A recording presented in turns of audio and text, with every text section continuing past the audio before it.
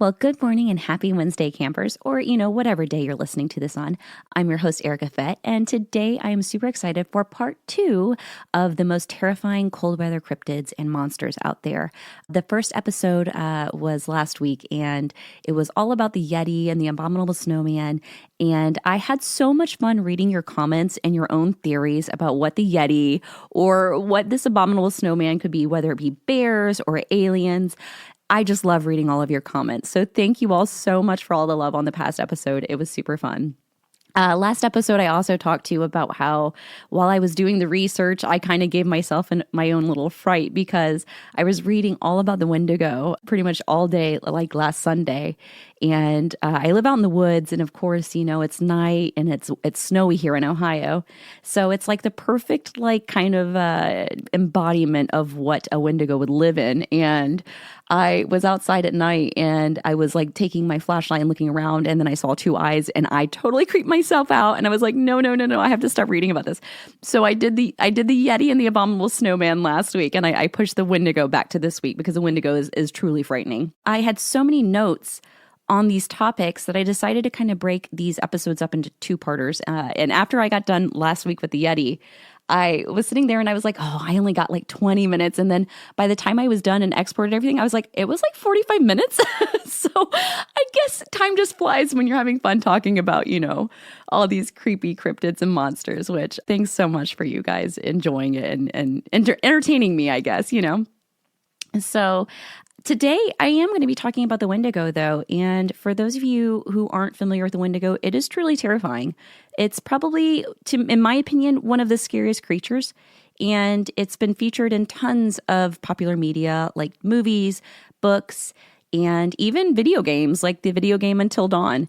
And it's in countless horror movies, and because it's truly something of nightmares, which I thought, what better way than to ring in, the new year than talking about all these creepy monsters and cryptids, which, I'm here for.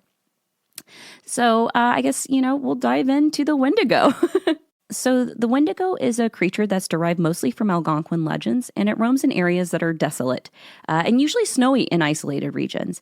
You can usually find legends and lore of the Wendigo around the northern parts of the United States, as well as in Canada and the northern regions, roaming all of the forest and woodlands there. And it just basically sits around waiting to, inflict its own doom on its victims, whether it be eating them or possessing them with its evil spirit. And basically, it's terrifying because it makes the human into a cannibal if it possesses them. And, just think of it as a spirit of the woods that inflicts madness so severe on humans that it turns them to cannibalism. And that's why it basically says that some people that are inflicted are targeted by the Wendigo because they have characteristics that are they're more susceptible to being greedy or selfish. So, if you're out in the woods with someone who's kind of like a selfish, greedy person, you better be careful because they may attract a Wendigo. But honestly, the Wendigo is truly terrifying because it just not only, dealing with cannibalism, but then you add in the descriptions of what it looks like, and it is truly a monster that will haunt your dreams, literally. So basically, many people describe the Wendigo as a tall, bony, gaunt creature with claws and fangs, sometimes with horns, although I found that the horns were kind of added in by Western media over the years. I don't know if people thought the horns just made it creepier, but most of the time, the horns were left out in the original origins of it and the description. So that is something to note. Now, the thing is that it is a giant, and a lot of people describe it as being 8 to 9 feet tall. And it is this giant that once it eats its victims, it gets bigger as it eats more victims. However, it is always hungry. So no matter how many people it eats, it has this insatiable hunger to keep lurking and looming around the woods to find its next victim to eat or possess. And it's truly terrifying.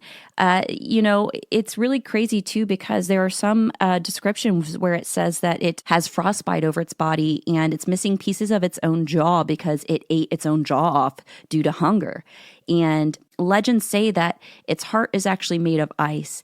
and that it has these eyes where in the sockets, it's just surrounded by blood within the sockets. So just think you're walking through the woods and you are looking, in a clearing, and all of a sudden you see this 8 to 9 foot bony creature where bones just could be just coming out of its skin, and parts of its jaw are missing, and its eyes just have blood coming down from them.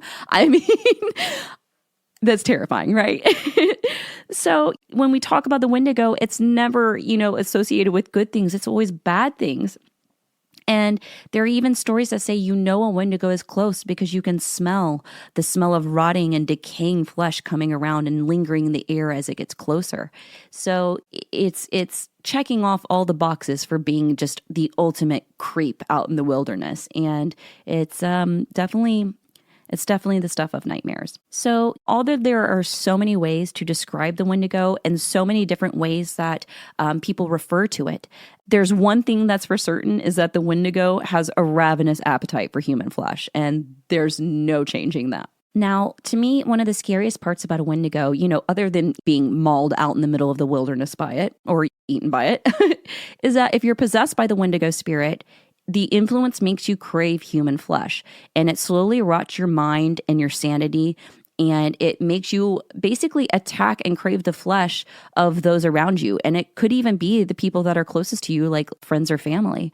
And that to me is just the craziest thing, is that you get this insanity from the Wendigo and it makes you want to eat the flesh of people you love. Like, that is terrifying. And it's honestly, it's super sad. There are also tales that if you dream about the Wendigo, it's too late for you. It's already began to rot your mind and take influence over you. So hopefully no one is out there having dreams about this Wendigo, because that's not good. Now, some people even say that by speaking its name, you're inviting it in. So merely just by speaking its name, it's much like the skinwalker, where if you say it, it basically will get attracted to you. Now, unfortunately for me, I've mentioned the name like a million times now in my episodes, so that's pretty awful. But luckily, I've been a vegetarian. I supplement with fish when I'm traveling. But so if y'all see me over there eating a steak, then come save me, because I'm just not having it. And that just this is gonna take me on another subject. Is I read all about these things, right? And I'm like, oh my gosh, like I don't ever want to be in a situation where there's like no food, no water. And I have all these bushcraft books on how to basically survive off of the land and use like dandelions and acorns and other plant life that you can find around your regions to make like nuts and flowers and coffees and teas. And I go through, like last year, I went through this mood where I basically went through our yard and I gathered all the acorns and I was like opening them, and I was telling my husband, I was like, I'm going to learn how to make acorn flour so we're self-sufficient.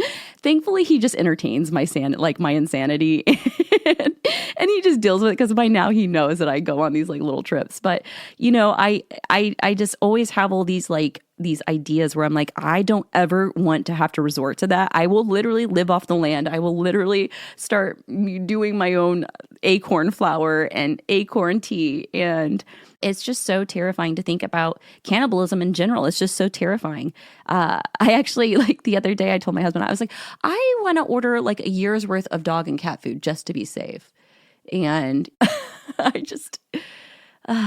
I go through these moods, and thankfully, he entertains me too, because he'll basically show me all these cool bunkers that he sees on like Zillow and stuff like that for like doomsday bunkers. And of course, I would love to have my own doomsday bunker, but we got to survive the Wendigo somehow, y'all. And we're not going to eat human flesh, so I'm going to be making acorn flour for everyone.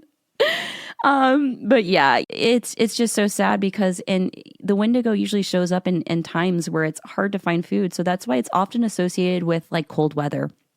And it's often associated with being out in the woods, because a lot of people don't know how to survive off the woods. And so these situations of being in areas where it's hard to find food, and it's hard to find food that like holds you over and doesn't leave you hungry. That's why it's said the Wendigo is just out there lurking, kind of waiting for those people that have those tendencies of being greedy and selfish, just waiting to basically infest their mind with its own rot. Now, I've mentioned before about the Donner Party, and how For those of you who aren't familiar, I'll definitely do an entire episode on the Donner Party because it deserves its own episode alone. But the Donner Party was traveling in the United States, basically from the Midwest to the West Coast, and they were traveling through a region kind of along the West Coast called the Sierra Nevada region. And while they were traveling, unfortunately, like we're talking like we're not traveling by train, we're talking like by covered wagon, and these were like back in the day, so it was a lot harsher of an environment to travel through. And you're susceptible to so many different things because technology just was not there yet. And the Donner Party was actually accompanied by a few guides that were Native American. And once the weather started to turn, some of these guides were like, nope, we've heard stories about this. We are not hanging around. And they could not have been more right to try to get out of there because the Donner Party ended with some pretty terrible tragedy of cannibalism where children and women and men and babies were actually eaten by this group of settlers traveling. And like I said, I'll do an entire episode on that later on, but it is one of those things where, a lot of people say like the Wendigo spirit was just there lurking. So you have these weird situations where it is very unnerving, and you add in the fact that food and water could be scarce. You add in, an isolated environment that maybe people aren't quite familiar with, and you add in the fact that there is this giant, creepy monster just lurking. I just don't know. That's just so terrifying to me. Now, while we're on the topic of humans eating one another, the Wendigo is said to be kind of like a mythological creature, right? The Wendigo is the creature. It's out there. It's like 9 foot tall, right? It's got bones. Its mouth is basically fallen off. It's got frostbite over its body. It's got crazy bloody eyes. I guess in some instances it may have horns, right? The Chinoo is similar to a Wendigo, but it's actually a little different. The Chinoo is actually a person who is transformed into a Wendigo after cannibalizing another human, whether it be extreme snow conditions due to hunger, but they remain out in the snow and out in the wilderness, just lurking around searching for more humans to eat. Now, there are so many stories over the years about cannibals and Wendigos. There's actually a lot of stories about trials that were held due to people having Wendigo tendencies. And so I definitely recommend everybody to, take a look about all that if you want to dive into your own research, because there's so many stories out there about the Wendigo.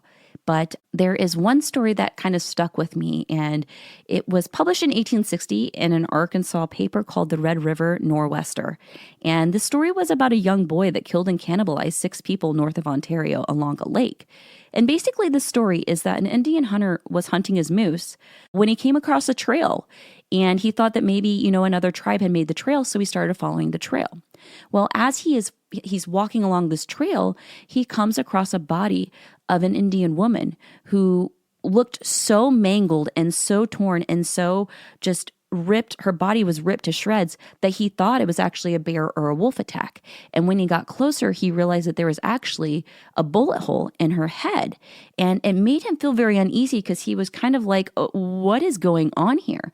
So as this hunter continues to follow his trail, he comes across a young boy who he said was about 10 to 12 years old, sitting around a campfire cooking what looked to be flesh. Well, he felt very uneasy. And the weird thing is he also said in this when he was telling his story that the boy smelled of a sickening odor, and which checks out to be a Wendigo, right? But as he's like having a short conversation with this young boy, he starts to look around, and he decides to kind of take his time to go look around the area. And as he's following this trail a little bit further, he comes across a tent where he finds an even more horrifying discovery. There is another Indian man who is laying there dead alongside of his 4 children who are half eaten. And in this tent, that's where he found these bodies that were half eaten. And it looked to be what this child had basically killed these people and started eating their flesh and living off of their flesh.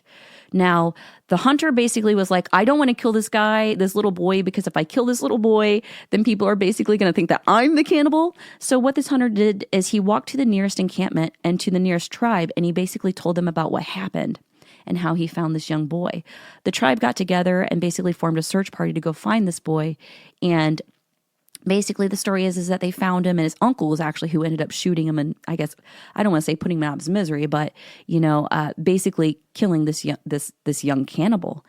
And this story is just so unnerving to think that even someone so young would be out there living off the land and cannibalizing people. Is just absolutely terrible. Now, this is also why I am absolutely deathly afraid of going too far off the grid, especially when camping. I love to camp. I love to be outside. I love the wilderness. I live out in the woods. I like live for it. But there is one thing that always creeps me out, and it is I don't want to say it's like feral, Wendigo, like wrong turn, hills have eyes people, but there's no doubt that there's some creepy stuff going out in the wilderness. And honestly, like I would bet everything that there are people out in these extreme, like desolate places in the wilderness that are probably would eat people. Like, I guess the one thing that comes to mind is like in the Appalachian Mountains in Tennessee. And they, for those of you who are listening who are in the United States, the mountains spread, all over the East Coast. But mostly in Tennessee, there are a lot of situations where people have gone missing. And a lot of people have stories of feral people that take people to eat out in the woods. And that is also why I say, if you're going out in the woods, please go with a group of people. Please take like a GPS, like a GPS device, and just be safe. Because, not only do you have crazy wild animals and all the unsuspected events of weather in these regions, but you just don't know who's been living off of the grid for a while. And I'm not saying that every person living out in the wilderness is like, obviously like a cannibal, but I don't want to risk it, right? And I don't think you guys should either. That's just one of those things where it's just too eerie for me. And you add in this lore of the Wendigo, and it is just truly, honestly terrifying. Now, how do you get rid of a Wendigo, right? How do you get rid of a Wendigo? Well, you could get a shaman to do magic. That is one of the ways that they say that you can get rid of a Wendigo or a Wendigo spirit. And the other way is basically by cutting out its heart and then putting it into a fire. But if we're talking about a giant 9-foot creature, it's going to be probably a little hard to get to its heart. Unless you're like Rambo or like Arnold Schwarzenegger and Predator, like that might be kind of tough. But basically the idea is just don't eat other humans, right? Just don't eat other humans. Stick to whatever else, just no humans. And I guess that's my little bit of advice. Just don't eat each other, right? Now, like I said earlier, there are so many movies that the Wendigo is depicted in. You've got The Wendigo. There's a movie called Wendigo, Antlers, The Retreat, Dawn of the Beast, Dark Was the Night, and even Pet Sematary has a little bit of Wendigo lore in it. But my favorite, and I've mentioned this movie before, is Ravenous. And when I was watching it, probably when I was younger, I probably didn't realize the actual Wendigo lore. But now looking back, and now that I've watched it a few more times, I'm like, God, that movie is so good. So if you need a good movie to watch that's the Wendigo, Ravenous is probably the one I recommend the most, because I just think that is a fantastic movie. And I love those movies from the 90s. Give me all the 90s nostalgia, right? But yeah, the Wendigo, it is truly terrifying, and it is truly something of nightmares. And honestly, it's truly creepy to think that, honestly, I think it's more to me that the spirit of hunger gets so prevalent for people out in the woods that it would turn someone's heart so dark to want to cannibalize another human. And I think that right there is itself it's a terrifying nightmare, because who wants to be around that if that's happening, right? That is a horror movie in itself right there. The whole idea is a horror movie in itself. But like I said, When it comes to the Wendigo, there's so much literature, there's so many movies, there's so much lore that I definitely recommend everybody to do a dive, like do a deep dive, because, even though I've done weeks of research on this stuff and trying to find stuff and reading, there's so much to read, there's so much literature. And so if you find any good stories or anything like that, send them my way so I can keep up to date on everything and all my research. But now, I do have to say the Wendigo is pretty creepy, but I know this episode was supposed to be centered around the Wendigo, but I do have to give an honorable mention to another, I don't know if you would consider it a cryptid, but I would say an entity, right? And it's the Yuki Onna of Japan.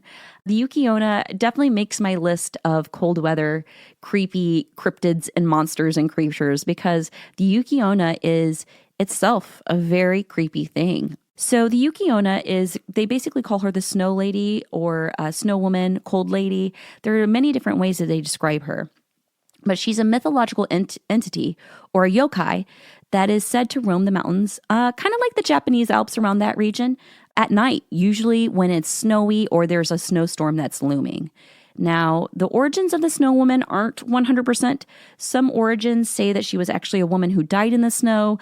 Others say that she's just a spirit that roams for her next victim, which is basically a yokai. The yokai are just spirits that basically roam Japan, haunting different regions. So whether it was like a yokai or whether it's actually like this entity that's haunting, the origins aren't 100%. But there are some really creepy encounters that you can have with the Yuki Onna. Now, some encounters say that she's got kind of like a Medusa-like gaze. And basically, if she looks at you, you'll freeze, right? You'll freeze instantly if you look at her. Others say that she'll suck the life out of you, causing your body to kind of like shrivel up and just instantly freeze as she sucks the life force from your body, leaving you to basically helplessly die in the snow. Some stories say that she actually buries people alive in the snow, and other stories say that she leads people astray from where they're at and kind of gets them lost in the woods so that they end up dying from exposure to the harsh elements. Now, as far as what she's described as, a lot of people say that she's a beautiful, pale woman that usually has black or white hair that usually kind of has like ice in it. And then she is mostly seen wearing a white kimono, an all-white kimono, but some instances they have said that she's shown up naked. So she could be naked, she could be wearing a kimono. Others describe her as having icicles hanging from her hair and her hands, and she's just kind of a creepy spirit that's looming when it's cold weather. She's often basically associated with stories of the cold and winter and mostly hypothermia, and which is it's a pretty terrifying occurrence as it is. And some people believe that she's just like the embodiment of hypothermia and cold weather. But either way, the idea of being out in a storm and having a spirit that's trying to freeze you to death or suck your life force, that's not a good time either. So I thought while we're talking about cold weather and creepy entities, I thought, the Yuki Onna definitely deserves her own episode as it is, but I had to mention her because she basically belongs up there with the rest of these little creeps. But, I had a lot of fun too, because there's a ton of appearances that the Yuki Onna makes. There's an anime called Yu Yu Hakusho, and she's in that. And then I actually just recently watched kind of like an anthology on Tubi, which shout out to Tubi because I'm a huge Tubi fan. But basically there's this movie called The Heiress on there. And it's an anthology about a woman who captures all kind of cryptids. And it kind of goes through like different stories of these different cryptids. And the Yuki Onna is one of the stories. And I was so pumped to see her as I was writing this episode. So if you have Tubi, and Tubi's free, by the way. So if anybody isn't, I always see people like trash talking Tubi. And I'm like, those people obviously do not have Tubi, because Tubi is the jam. I am 100% a fan of Tubi. But for those of you who have Tubi, or if you download it, I mean, like I said, it's free. You have nothing to lose. Watch The Heiress. It was a ton of fun, and it goes through a couple different cryptids. And I honestly would love to see a sequel to this movie, because I really enjoyed this movie. But if you watch it, you'll see the little bit of the Yuki Onna, and then you'll be like, yes. But yeah, so I guess that's my round off for the scariest cryptids and creatures and monsters out there right now. I would have to say the Yeti, definitely creepy. The Wendigo, hands down creepy. Oof. The Yeti could be nice though, because the thing is while there's stories of it attacking people, there's the other hand that, oh no, it's like this sweet being that's just, the protector of the mountain, which I love. I love that idea. I love the idea that we could live alongside of this Yeti and just be like buddies, right? That's in a perfect world. The other world is that it like tears you to pieces and then it cannibalizes you, just like the Wendigo, right? I just thought that these three, the Yuki Onna, the Wendigo, and the Yeti, are my top three when it comes to the creepiest, the absolute creepiest out there for the cold weather. And it's January, and I'm looking outside right now, and it is snows all over the ground. And I'm really hoping that at night I don't hear any more creepy noises, because I've said the name a couple times this episode, and maybe I'm getting in my own head. But speaking of what I've been watching lately, I will say that it goes along with the same theme of cold weather, and I'm loving it because with me doing the research for the past couple weeks and this coming out, I'm a huge fan of True Detective. I love season 1.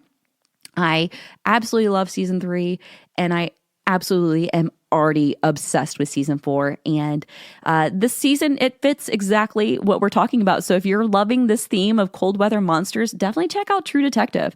It's set in Alaska this season, where it's the time of year it's like dark 24/7.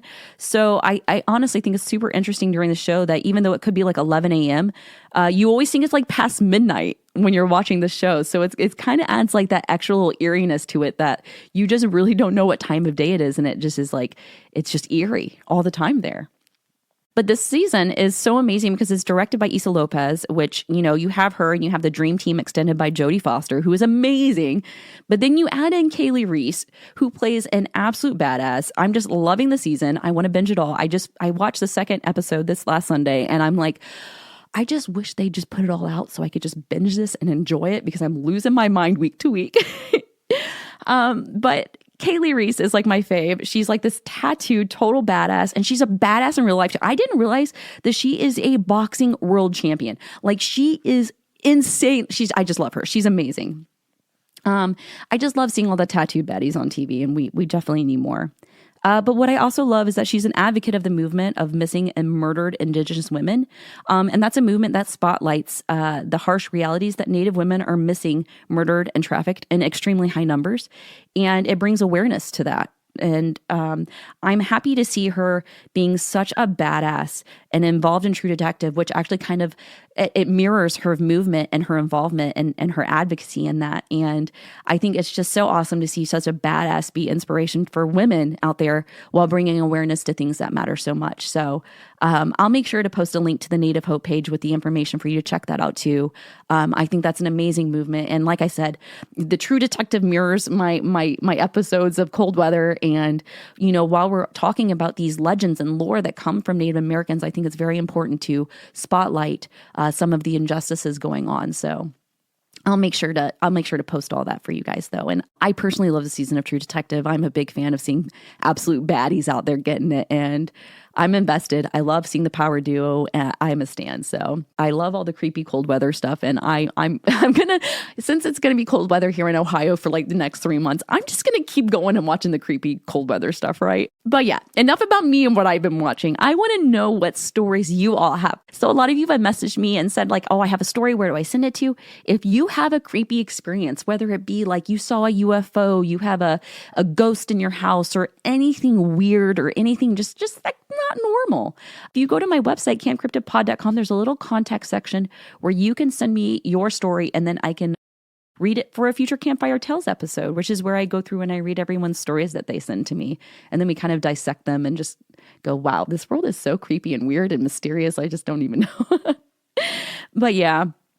I'll also make sure to post that little story I read earlier about the cannibal boy in the Reddit, so you all can read it and do your own little analysis of this creepy creature out lurking. But yeah, that's my fun little episode today. And I hope you all are staying so warm, and I hope you're eating lots of soup. I've been living off of soup, especially because I've been under the weather. So also, I'm sorry if you guys have heard me mouth breathing.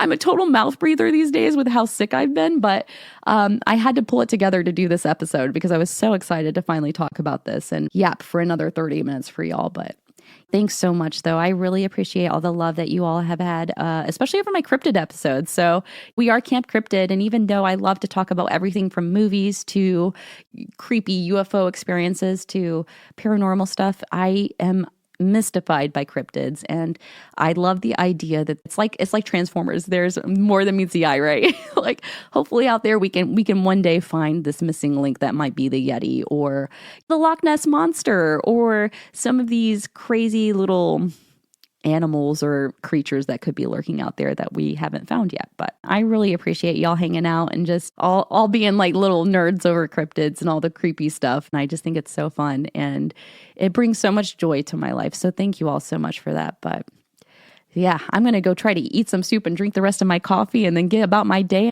And I really hope that wherever y'all are in the world, you're having an amazing day. And I'm sending you all the love and sending you all the cute cryptids your way. And hey, until next time, take care.